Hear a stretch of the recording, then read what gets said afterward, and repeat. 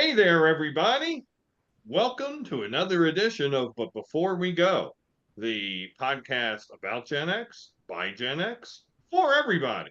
My name is Bill Woodcock, And hello, everybody. I'm Steve Hunt. and today we are talking about a topic which is especially poignant to us here in the United States, and it being the month of September, we and especially in an odd numbered year, we know that season as not baseball season, not football season, although it is football season, not duck season, and not even rabbit season. We know it as political election season. So here in the U.S., there is as everybody may know, there is a U.S. presidential election, also elections for the U.S. Congress, and numerous state and local elections. And I know in other type places in the world, I know in the UK, there were just elections in the summer. Same thing is true with France and some corners of South America and in other parts of the world. This year is auspicious for elections. But here in the US, the election process, because electioneering is such an industry, and politics and policy are such an industry in the United States. These elections seem to go on forever. It's literally when one election is over, does it seem like the next election cycle begins? And that's tiresome. And that's not the way, Steve, that I think we remember these elections. Like, we remember, I don't know about your recollection. I'm interested to hear your memories, but I can remember 1976 for Jimmy Carter versus President Ford, 1980 Ronald Reagan versus President Carter, 1984 Walter Mondale versus President Reagan, Mhm. etc.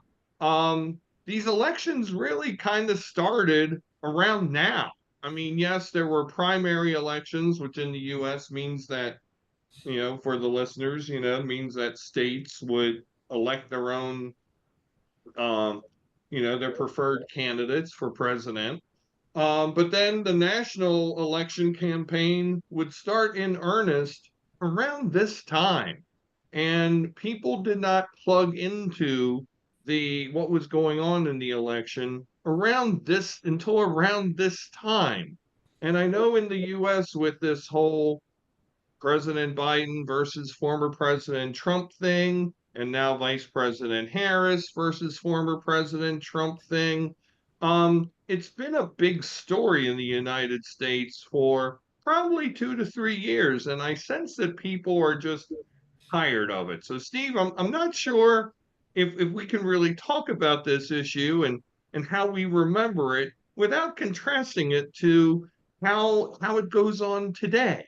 And we don't normally do that so much on this podcast, but I think when we're talking about politics, um, and what was good, what's been good, and what's not so good about it, we have to make that comparison. What do you think? Well, Bill, I'm glad you mentioned the recent. Well, I guess not so recent anymore, but earlier, I guess, in the summer in Great Britain and France. And we talked, I believe, before our last podcast that we have some folks who listen in from, I believe you said from England. So, hello out there if you're still tuning in. Appreciate that. Um, you're absolutely right about the length of the election season. The next election, and they even say it on TV. The next election starts the day after the most recent election is over, and I remember seeing some stuff on some social media feeds where there was big fuss here in the U.S. about the switch from the president to the vice president, and there was all this, oh my God, Kamala Harris has run this compressed short sprint to the finish line campaign, and I can imagine, and I saw some of these posts again of people overseas saying we do this as a regular thing. they're like laughing at us about this. What, you can't do this in 5 or 6 weeks? That's how we roll. I mean, how many snap elections have we seen? I think Macron, that's how we got the recent one in France. So that's the first thing, is that you're absolutely right. We'll also mention that even including inflation, when we were kids, elections did not cost north of $1 billion. So that's the other massive difference. But yeah, um, people would announce, at least as I got older and would hear announcements, it was considered early if you announced, the Labor Day of the year prior to the election year. I mean, people would jump in October, November. Some people would jump in right before, the Iowa caucuses, and be able to make a legitimate run at it. And like I said, now if you don't start literally, 2 years earlier, and that flows all the way down to the congressional elections. So you're absolutely right. I paid attention to the primaries as a kid, not as much now, unless it was a surprise, like Jimmy Carter coming out of nowhere, and who the heck is this Jimmy Carter guy? But primary season, it just kind of was what it was. Again, something we do here that's kind of wacky. We'll throw the electoral college into that mix, but yeah, Labor Day was really the real kickoff to the sprint to the finish. You had two nominees. Um, you know, they pretty much spent summer, doing on the road, doing rallies and all that stuff. But it really didn't heat up until after that. All the debates were, maybe late September-ish, but the three debates were, between late September and maybe mid-October. This time around we had one on June 27th of all things. So yeah, and I think you're absolutely right. I think there is such a fatigue. It's no longer an excitement towards election day and what's going to happen. It's, can we get this over with? It's almost a relief that it's done. So yeah, that's certainly what I remember about elections, is that it wasn't this 2 year slog in the mud. I mean, it was, oh, my goodness. So you bring up two very important things there that I'd like to follow up on. First off, yes, we actually do get a nice viewership and listenership from Great Britain. So hello, UK folks and everybody else. And absolutely, 100%. Catching now most of my world news content from British sources, ITV and the BBC and Sky. It's amazing how elegant the British elections work. Probably because, and in part because they have a different system, but also in part, it's not a thing that can't be replicated here. It's a federally controlled system. And also the government is mature enough to know when stuff's not working. So Rishi Sunak comes out in May and says, there's elections that are going to happen on 4 July. And elections just happen, and they're national, and all of the, I believe, 670, give or take, members of parliament seats are up for grabs, and whichever party, and of course, there's multiple competitive political parties in the UK, garners a majority or is able to put together a majority forming coalition, they get to choose the prime minister. And, as it happens, Labor did extraordinarily well in this year's elections and smoked the conservatives and have something like about a 174 or so seat advantage in the House of Commons. And so Keir Starmer is now their um, prime minister. And the transition of power is absurdly orderly because the opposition party had always set up a shadow government, complete with shadow ministers for each of the cabinet level departments. And so, with one day, there was no confirmation process, there's no arguing about whether or not the Minister for Education, by the way, the Minister for Education in Great Britain is quite fetching. I urge you to look her up, Steve. She could, if she were American, if Bridget Phillipson were American, she would be in Michigan. Oh But my. oh yes. But but you know, it's one day it's the old person, one day the next day it's the new person. It's simple, it's basic, it's straightforward, and it works. So we have a lot to learn about that. The other thing, and this kind of dovetails into this one, the first point does, is that elections used to be part of just American culture, Mhm. and it was a good thing. You know, you mentioned Labor Day before the election, and people would you know, would start to announce their intentions to run. Labor Day, again, for those not US based, is a US federal holiday in early September, which is used to celebrate one, the end of the farming season or the impending end of the farming season in the US. When two, it's when kids go back to school. Three, it's meant to celebrate the role of the worker in the American dream and in the American success story. Now it's basically a reason to have sales. But at any rate, it was an American holiday. At this end of this time of year in America, you also get lots of local celebrations and festivals, fairs, and celebrations of all sorts. And it's just a time to go out and gather in your local community. And so there being a lot of mass events, people who are running for office find those good occasions with which to announce their intent to run. Mhm. Um, it's not that way anymore. Labor Day is not so much that, you know, hallmark day where it's one of the bigger holidays of the year. Like I said, now it's generally a time where they talk about having sales, Mhm. and, you know, kids are already back in school. You know, not as many people have farms as they used to. There's less significance on Labor Day and more significance on July 4th, on the US Independence Day. So it's just kind of lost its spark. And then the third thing I'm going to say, and this gets back to what I said at the outset, the whole concept of running a political campaign has gone far beyond it being a noble cause. It has become a big business. Oh yeah. And there is big business to running campaigns, regardless of what level it is. You have to raise money. You have to have positions. You have to buy ads. You have to have time on local television. You have to have time. You have to have money for ads in newspapers. You have to do mailings to constituents. You have to post flyers. You have to hold events.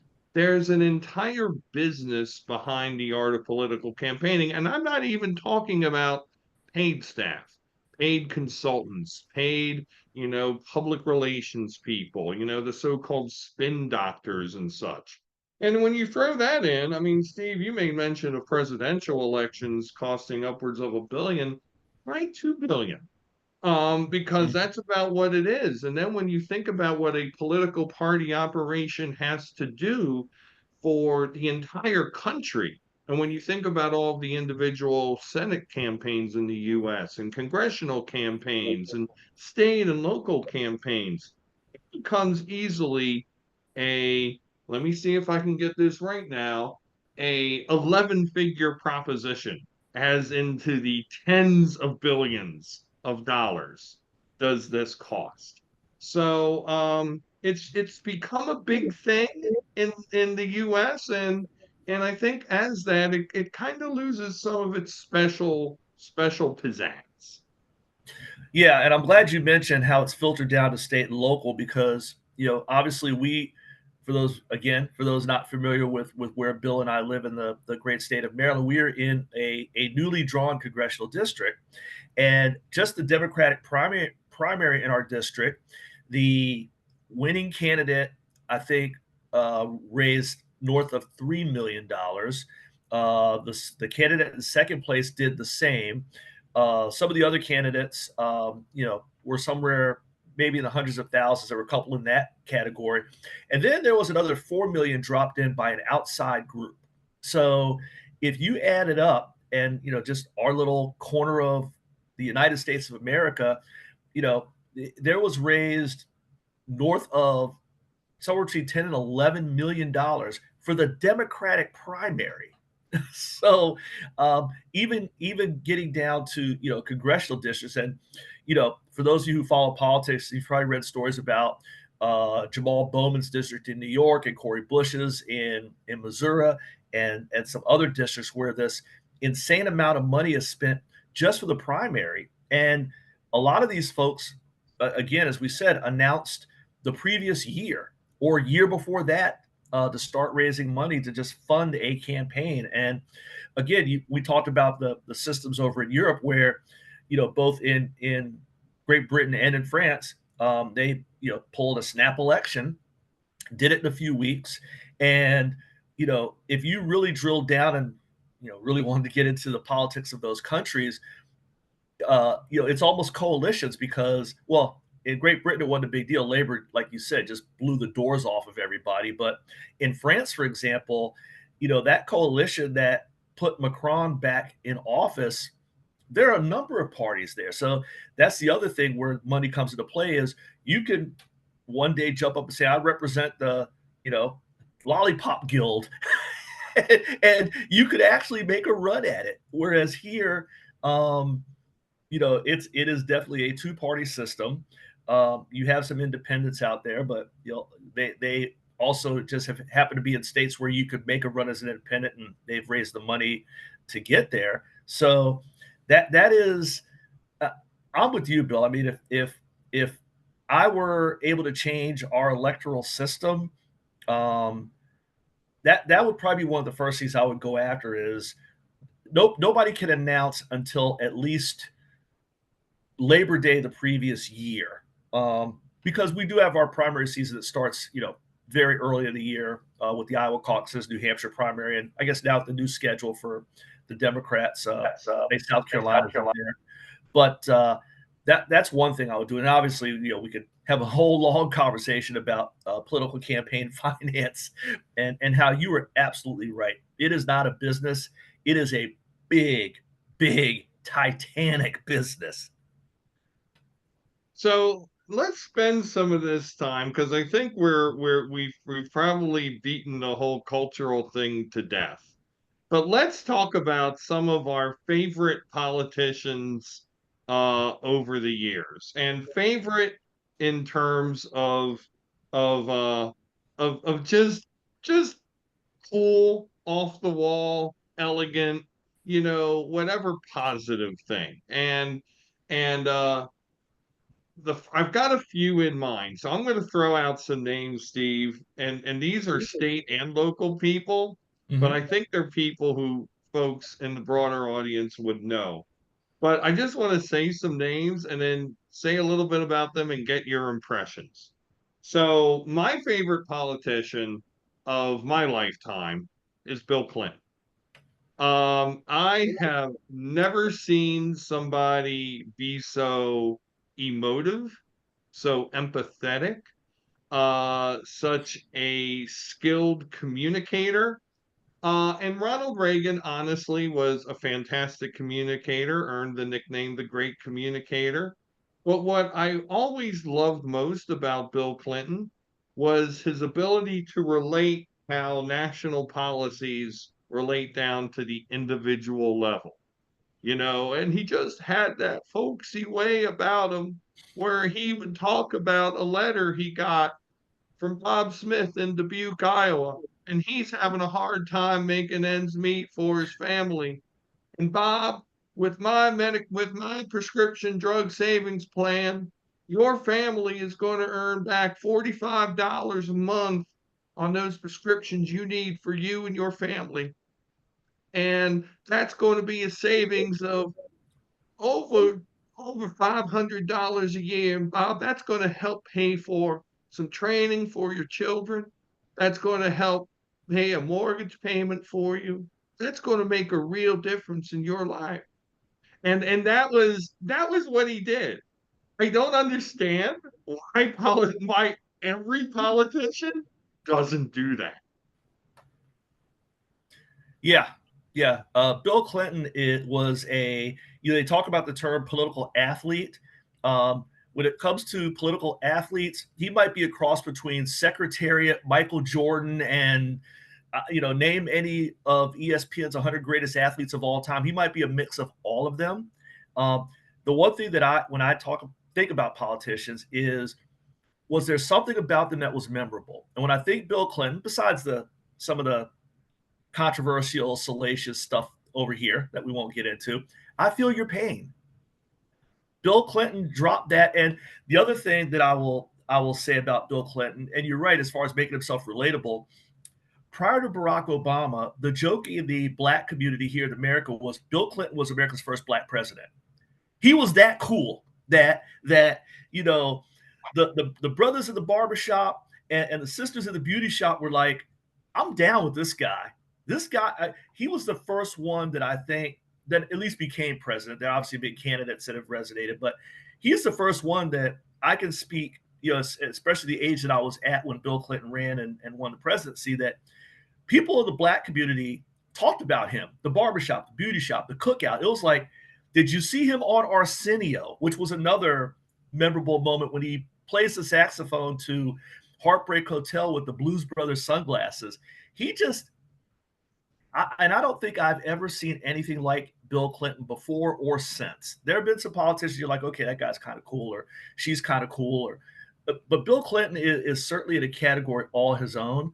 So very memorable. The other one on the other end of the spectrum that is memorable to me is let's make him a package deal. Same year, Ross Perot and his running mate Admiral Stockdale. And Ross Perot, for those of you who are too young to remember 92 and Ross Perot, just look up some of that stuff. He was this kooky, wacky billionaire, maybe a billionaire, at least hundreds of millions. I forget where he made his money, but he was loaded. And he just decided, I'm gonna run for president. And he did. And he actually garnered, some would say, enough of a vote that Bill Clinton was able to slide into the White House. But he was just this kooky, wacky. I talked about crosses between Barney Fife and I don't know what. I can't come up with another metaphor for Ross Perot, but he just made you laugh. And he was in the debates, and that was some epic shit. All right, so you're gonna throw names back at me, and that's good. I can talk a little Perot for a little bit, and then I think that dovetails quite nicely into my next person or people. I thought Perot was great. I mean, I'm a Perot Paris. I'm he gained 19% of the vote in 1992. He was not a joke. He got on the ballot in all 50 states as an independent, non-affiliated candidate, which was amazing. And on the average, one out of every five voting Americans voted for him. I think he might have finished second in one state. I think Maine maybe, but in every other state he finished third, but he gained a respectable amount of the vote. And, I believe, I'm pretty sure that the election results that year were Clinton 43%, President Bush 38%, Ross Perot 19%. Not shabby at all. And I'll call you to task a little bit on saying that he was quirky. I mean, yes, an idiosyncratic guy, but he was not dumb. And he certainly was a bit ahead of his time with some of the things he was talking about, like balancing the federal budget, bringing the US government into a more bottom line, basically customer service oriented focus. He definitely was speaking and tapped into a a segment of the American population that felt out of touch, unempowered, and in a much more positive and uplifting way then Hmm. than a certain real estate magnate from New York has done since 2016. So, but Steve, what was great was that you mentioned the 90s, and the 90s was the decade of the reluctant politician, or perhaps they were not so reluctant. And the 90s saw two members of the cast of the movie Predator become governors of their respective states. So to continue to cross over the political spectrum, there was Governor Arnold Schwarzenegger, who was elected as a Republican in the state of California, no less. The biggest state in the country and a very democratic state. I have yet to talk to the person I know in California who thought that Arnold Schwarzenegger did a bad job. I Hmm. mean, I think he was in there for two terms. There was even a very small yet short-lived attempt to amend the Constitution to allow Arnold Schwarzenegger to run for Hmm. president. And he was a good representative of those people. The other one is even more off the wall, and this is the only candidate ever, I believe, elected from the Reform Party, which emerged from Ross Perot's movement. I mean, he was the highest elected official the Reform Party has ever had win, and that was Jesse Ventura, the former wrestler, the former actor, the Bill, former Bill, you got to say his full name. Jesse the Body Ventura. Thank you. Yeah. So, and he was a member of a tactical naval squad. He was not a Navy SEAL, as he claims. But also not a dumb man, very smart man. And then he ran Minnesota for 4 years. He had formed allies with members of the two traditional parties in the legislature.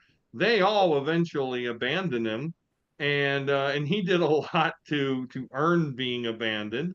And he was thrown out after 4 years, but damn it, he was governor of Minnesota. And most recently, he's popped up in my Facebook ads, advertising CBD vapes and all that shit. So, I mean, it was, every once in a while there's talk about a celebrity candidate running for office, anybody from Oprah Winfrey to The Rock running for president. But Hmm. I don't think you're going to see anything like those two. No, you're not. And again, it goes back to what we've been talking about as far as the length of the campaign, the money that needs to be raised, and all of that good stuff. I believe it. Correct me if I'm wrong, but wasn't Schwarzenegger the result of a recall effort? And it just Yes, and so Gray he became Davis, the Democrat, was recalled, and right. Arnold won the election to face him. So it was almost a form of the snap election that we were talking about earlier in Great Britain and France. The California being California, you can recall your governor if you go through the process to do that, and they did, and they right behind that you have a quick election, and Schwarzenegger becomes the governor. So again, it can be done. But Schwarzenegger was awesome, and you're right. He maybe I don't know if it was his popularity or whatever, but I don't even think you'll find Democrats who would tell you that they hated Schwarzenegger. They weren't, obviously they weren't thrilled that their guy wasn't it. Although Gray Davis had a lot of issues on both sides of the aisle, but people who were in California at the time, if you say Schwarzenegger, they'll just be like, "Yeah, he was our governor. He was all right. Nothing went wrong." So, but you're right. The idea that a celebrity, you know, could, I mean, obviously you could talk about, former President Trump as kind of sort of a celebrity type, but he was kind of a somewhere between a Schwarzenegger and Perot with the money. But you're right. You would have to have a lot as a celebrity to be able to make a legitimate run. And if you're Oprah, would you want to give up being Oprah to go through that meat grinder for 2 years? I'm thinking not. So yeah, two nice ones, Bill. What you got? Anything else? No, I mean we're running out of time on the show, but I mean, I think that, there's, you know, I think that maybe the last thing I'm going to end with here is that I think that maybe to bring back some of that feeling of excitement about American politics. And I don't know if it'll be successful in shortening the political season, although with what we've seen this summer with Vice President Harris taking over for President Biden, it certainly speaks to the fact that we could. But I think some variety is needed, and I think also some positivity, because, I'll also make mention that in both of those cases of, again, those more colorful candidates becoming elected, sure, there was negative and there were taxes placed on both their houses, on Jesse's part to the Democrats and the Republicans. And on Schwarzenegger's part, it was a case of triangulation, right? Not only was he criticizing the Democrats and Gray Davis being incompetent before a Republican establishment that let it get that way.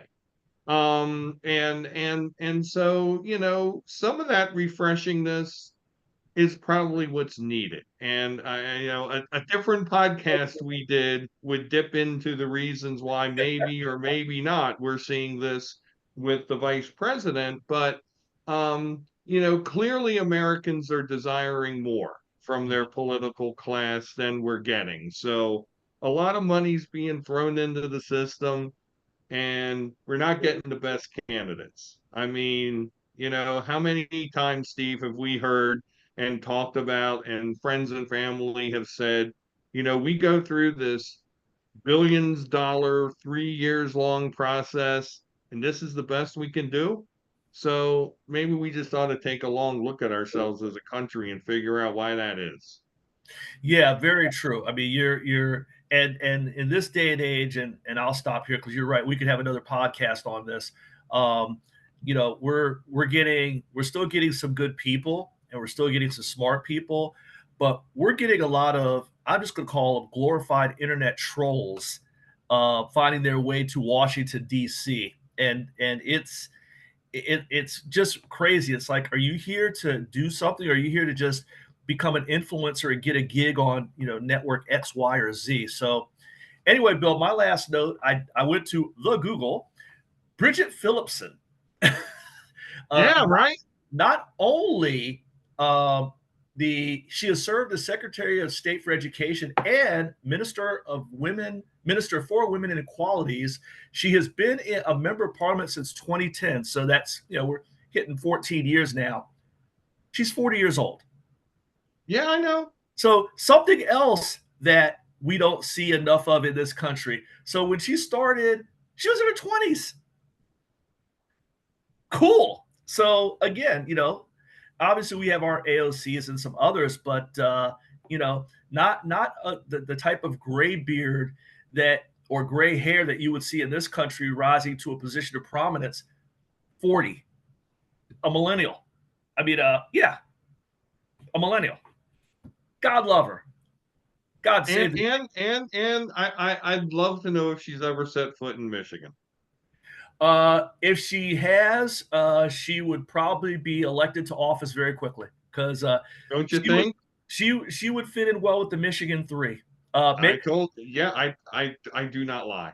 You know what? Maybe if Harris wins and she appoints Dana Nessel as the Attorney General, Miss Phillipson can fly into Detroit and take that job because she seems like she has held several positions. Oh, she was also Shadow Secretary of State, like you said, the shadow government. So she Right. was a shadow. Yeah. Yeah. YouTuber too. You will enjoy it. That's All awesome. right.